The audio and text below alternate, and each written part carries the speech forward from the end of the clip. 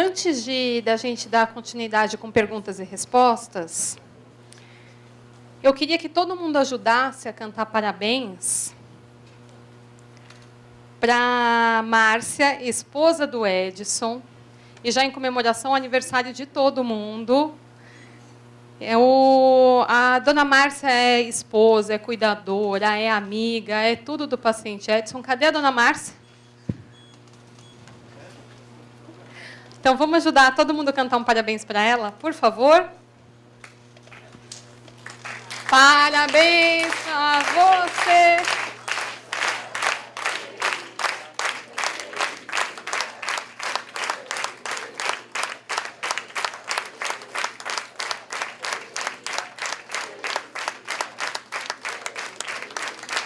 Parabéns, dona Márcia, parabéns a todos os aniversariantes do mês, parabéns a todas as mulheres.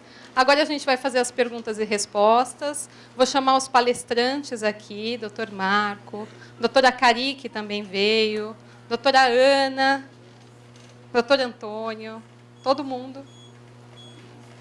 Oi, bom dia, boa tarde já.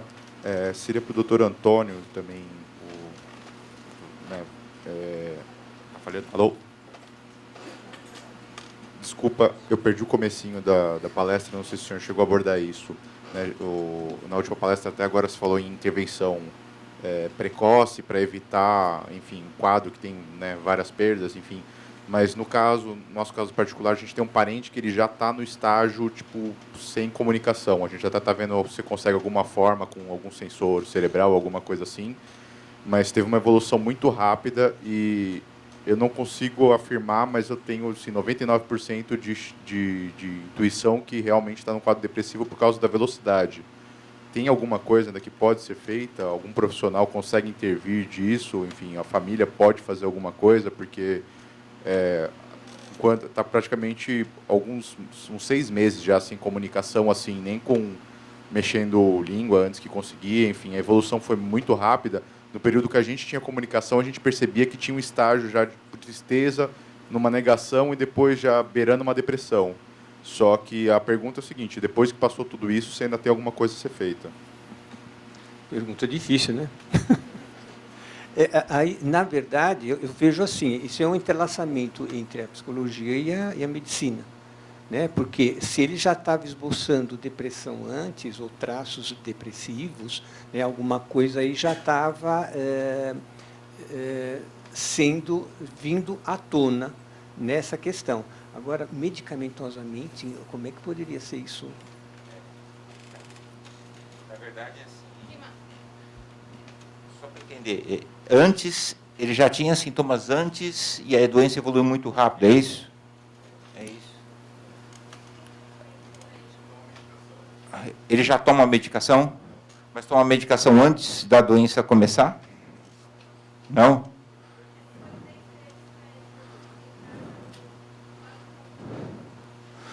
Na verdade, eu acho que aí o tipo de comunicação tem que ser desenvolvida uma comunicação alternativa, né? E tentar desenvolver essa comunicação alternativa. E nesses casos em que você percebe que a coisa é muito rápida, a gente tenta utilizar uma dose elevada de medicações antidepressivas. No máximo que a gente consegue utilizar para levar bem o humor e sair daquela fase de apatia bem grave, que o paciente não consegue lutar ou não entender o que ele talvez tentando fazer ou falar, porque a fase de perda de comunicação é muito grave para o paciente, é uma sensação muito ruim. A gente tenta levar o máximo possível, até estabelecer um contato para que ele possa ter um atendimento psicoterápico adequado. Por exemplo, tem casos que, antes de iniciar uma psicoterapia, ele precisa de uma retaguarda medicamentosa para retirá-lo dessa depressão mais profunda, porque não tem escuta, não consegue fazer as concatenações. Então, aí que a intervenção medicamentosa é sine qua non, para que depois se inicie a psicoterapia. Mais alguma pergunta?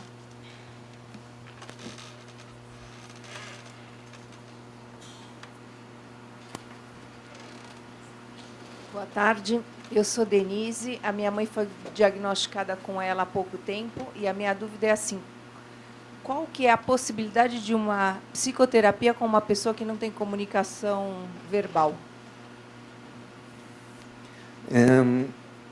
Ela, comumente, o que a gente faz é através existe um programa de computação, né, que isso auxilia muito na questão de poder a pessoa olhar lá para a tela e de alguma forma ela vai digitando e vem a palavra para que possa estar se comunicando. Ou, se ela não tiver esse recurso, a gente usa um recurso que é anterior, que é uma tabela com letras e números, onde ela vai piscando, segundo o que vai se perguntando, para formar a palavra, né? Então, esses são os recursos que, no momento, a gente tem. Mais alguém?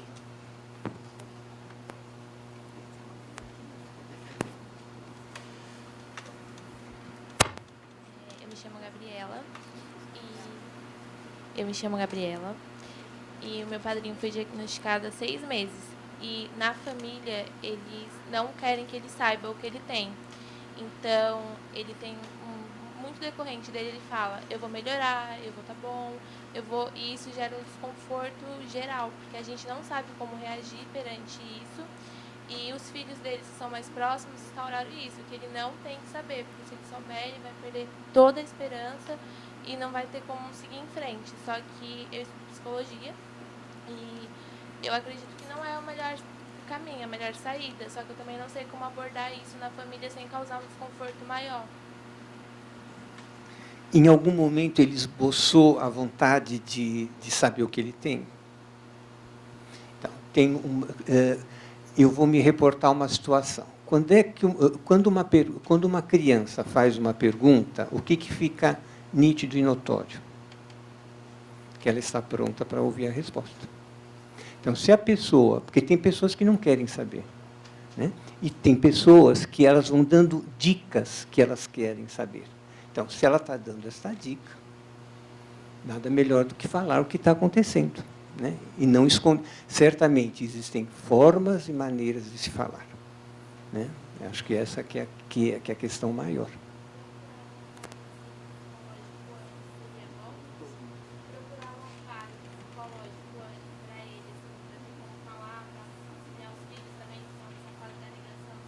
É uma possibilidade que eu acredito que possa ajudar muito. Inclusive, até para ir, como eu falei aqui, ir aproximando da questão para poder ver como é que ele está lidando com essas questões. Tá? Eu acho que seria uma questão a se pensar. Tá? Mais alguém?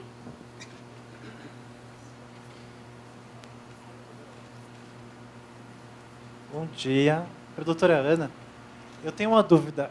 Meu tio foi diagnosticado há 1 ano, se eu não me engano, e tem acompanhado por toda a família e tudo, e eu sou o cuidador que fica com ele junto com minha tia. A respeito das transferências, ficou tudo certo, tudo claro, a gente tem feito muitas coisas parecidas. Só que uma dúvida minha, pessoal, que fica com ele muito mais tempo, é a respeito dele, que não tem mais força nenhuma. Do pescoço para baixo, ele é completamente molenga. Então, se pegar, ele vai para baixo. Então, assim, de novo, ficou claro, mas qual forma eu posso pegar ele, ou qualquer pessoa, para dar sustentação para a pessoa e para ele, que ele não vai cair? Por exemplo, para o carro eu achei muito interessante, mas eu acho que não seria viável para ele, porque o processo de tirar a cadeira de rodas para o carro, ele já ia para baixo, então ele não ia ter sustentação. Então, qual forma, sei lá, se fosse possível, né, para dar mais sustentação e mais força para ele, e também para a gente, para não machucar e para não acabar não tendo um acidente, né?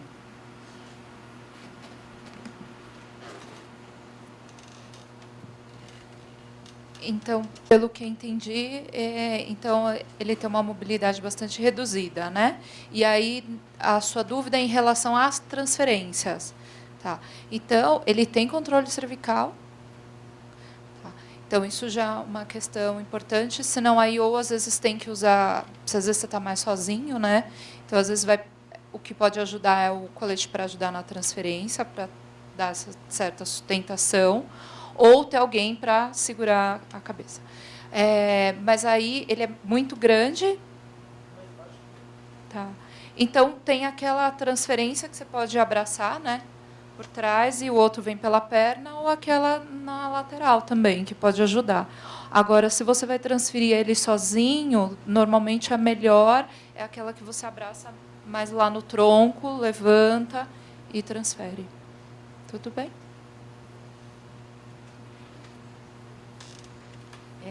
Meu marido é portador de ELA há 4 anos e meio, e minha dúvida é de fisioterapia.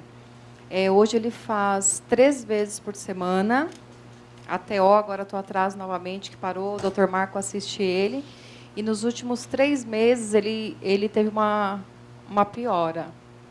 Ele andava um pouquinho até o banheiro, agora é cadeirante. Então, minha dúvida é quantas vezes é o ideal a fisioterapia? Eu sei que é de paciente por paciente, mas ele faz 3 vezes durante 40 minutos, e é só. Aí eu faço algumas massagens, alguns alongamentos, mas é pouco. Porque a gente fica preocupada, assim, vai fadigar? Vai piorar? Então, eu tenho muita dúvida em relação a isso.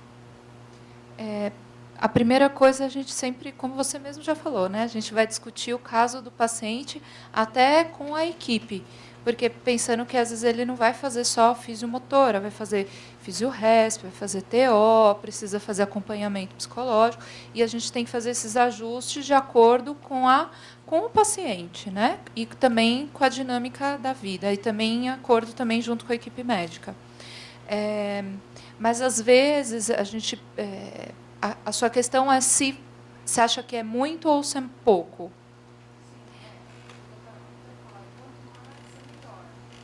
Isso, porque ainda mais quanto mais o paciente vai perdendo funcionalidade, então a gente vai entrar mais em ação para dar esse suporte para o paciente, maior mobilidade. E o caso de fazer todos os dias, então? Então, aí a gente tem que avaliar a condição. Agora, o quanto fazer, o que é importante para o físio a gente vai fazer uma série de ajustes na terapia. Então, por exemplo, se o terapeuta vai fazer fisioterapia todos os dias, as terapias com paciente de ELA, paciente de neuromuscular, a gente não trabalha com protocolo. Tá? Então, a gente tem que ver a necessidade do paciente. Então, eu sempre, às vezes, falo, por exemplo, você tem uma festa de família e é dia de fazer fisioterapia. É o dia que o fisioterapeuta vai fazer mais alongamento, vai fazer uma atividade mais leve. Porque o paciente tem que ir para a festa da família, que isso é importante, e tem que aproveitar. Então, não chegar lá fadigado. Tá? Então, assim, realmente, conforme a doença vai avançando, a assistência da fisioterapia vai aumentar, porque é o que vai dar mobilidade para ele, né? E oferecer esse suporte. Só que também o fisioterapeuta precisa fazer os ajustes para cada fase do paciente, da necessidade dele. Tá? Não é terapia fazer até o paciente cansar, tá bom? Mais alguém?